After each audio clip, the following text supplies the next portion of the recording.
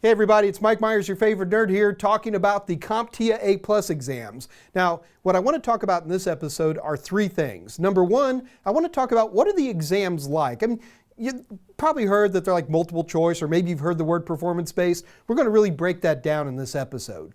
Number two, we're going to talk about what does it take for you to actually schedule the exams, to sign up, to pay the money, to show up at the right place, to take the test, all of those mechanics. And then number three, I'm going to show you how to study so that you can successfully pass the A+ exams. So let's start with number one. What are the exams like?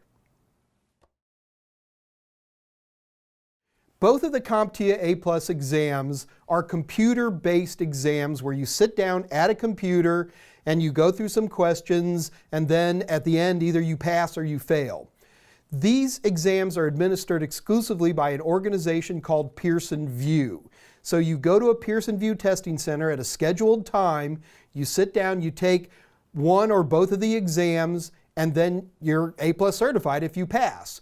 Now, the exams themselves consist of multiple choice and performance-based questions.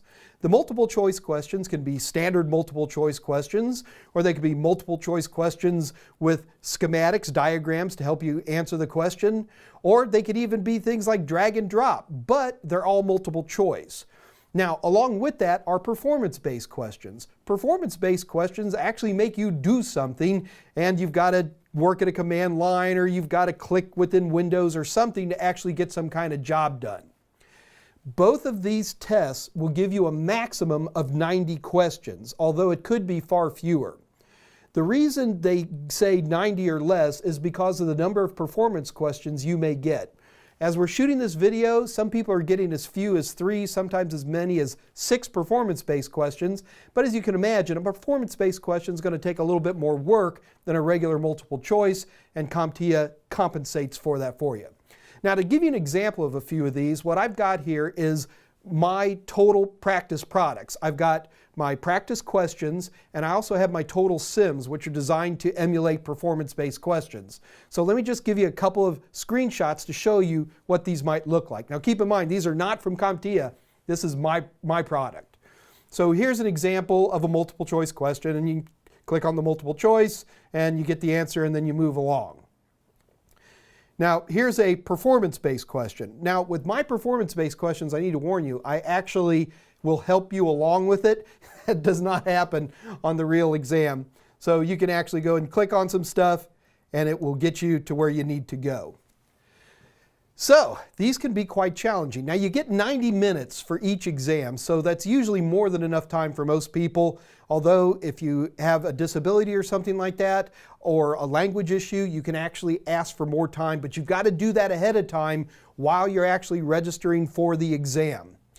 The important thing is that at the end of the exam, when you're done, well, first of all, they make you go through this big long questionnaire, but after the questionnaire is done, you just click and it will say whether you've passed or not. So that's as easy as it is. Either you pass or you don't pass, and if you don't pass, you just try it again later. It's not that big of a deal. All right, now let's talk about actually scheduling the exams. It's not as easy as you think.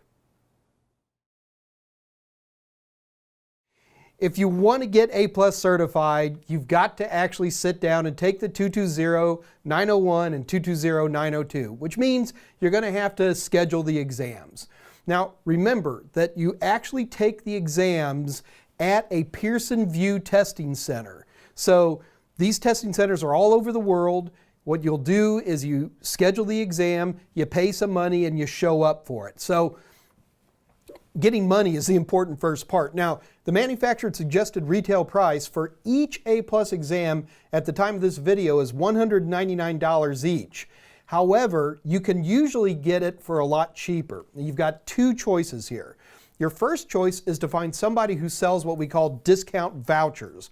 A voucher, in fact, the piece of paper means nothing. It's the number on here that's important. This voucher number is something you can use at the Pearson VUE website instead of a credit card. When it asks you to pay, you type in the voucher number instead of a credit card number. So it's as good as money. So what you do is you buy a voucher instead of using your credit card. So you can get discount vouchers from lots of people. My company, Total Seminars, sells discount vouchers at a really good discount, but there's lots of people out there who do it. Secondly, if you are affiliated with a school that is a CompTIA Academy, you can get very, very discounted vouchers. So if there's any chance you're affiliated with a CompTIA Academy, you should definitely go that route. You can get incredibly good deals, better than anybody with a discount voucher. Okay, so you either have a credit card on you or you've got a voucher number. What you do is you go over to the Pearson VUE website and you register. There's a couple of little tricks about that registration you need to be aware of. Number one, when you're registering, it's going to ask you for a CompTIA ID. If you've never taken any A+, or rather if you've never passed any A+ exam, you just say, I don't have one. Otherwise, you need to have that CompTIA ID. So the first time you go in, just say, I don't have it. But if you ever have to retake, or if you want to take other CompTIA certifications, you really need to keep that number on you. Now, if you pass the A+, you'll be given a little card with your CompTIA number. But me personally, the moment that shows up, you write it down, you keep it documented someplace, because I can't tell you how many times I have lost my CompTIA ID number. Anyway, don't do as I do, do as I say. So you go ahead and get scheduled. Now, Pearson VUE is all over the world, so you really want to take some time picking a location you like.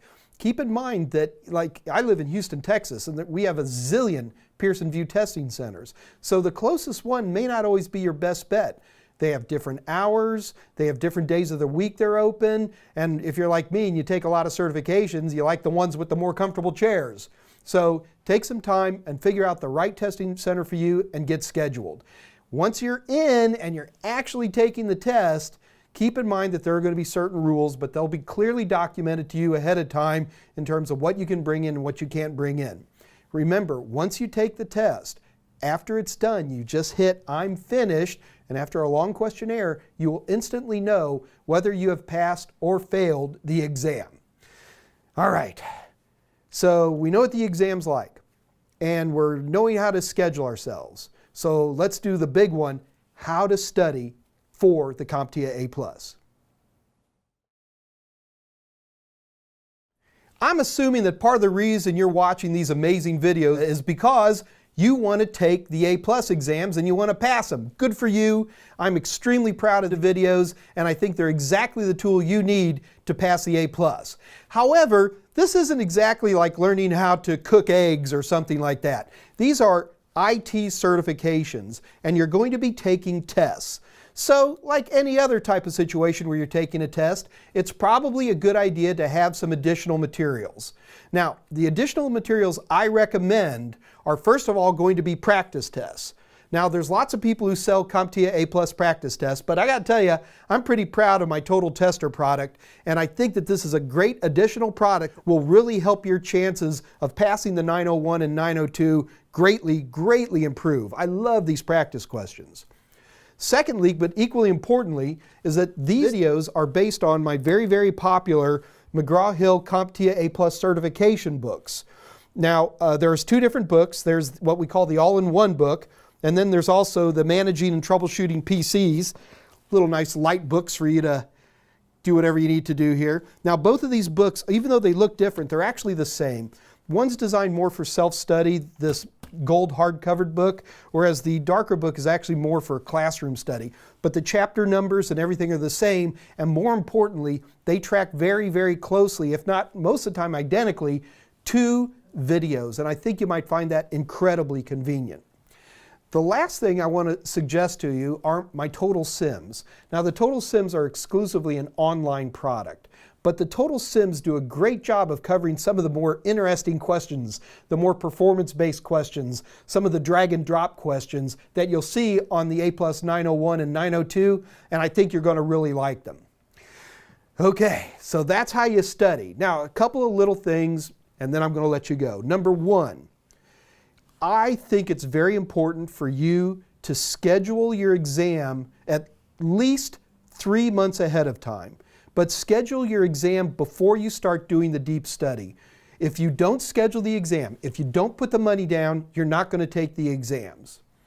Number two, remember that with an A+, the number one reason people fail the exam isn't for lack of knowledge, it's simply test anxiety. In our world, we take lots and lots of exams, and you just got to get used to the idea of taking these tests. Remember, these little certification tests aren't like taking some college entry exam. If you fail, it's no big deal. You just retake it. Other than the cost and the inconvenience, it's not that big of a deal. Folks, good luck on your exams. I know you're going to do a great job. Give me a holler and let me know how you did. I'm going to put my email right here at the bottom so that you can let me know how well you've performed on the CompTIA A+ exams.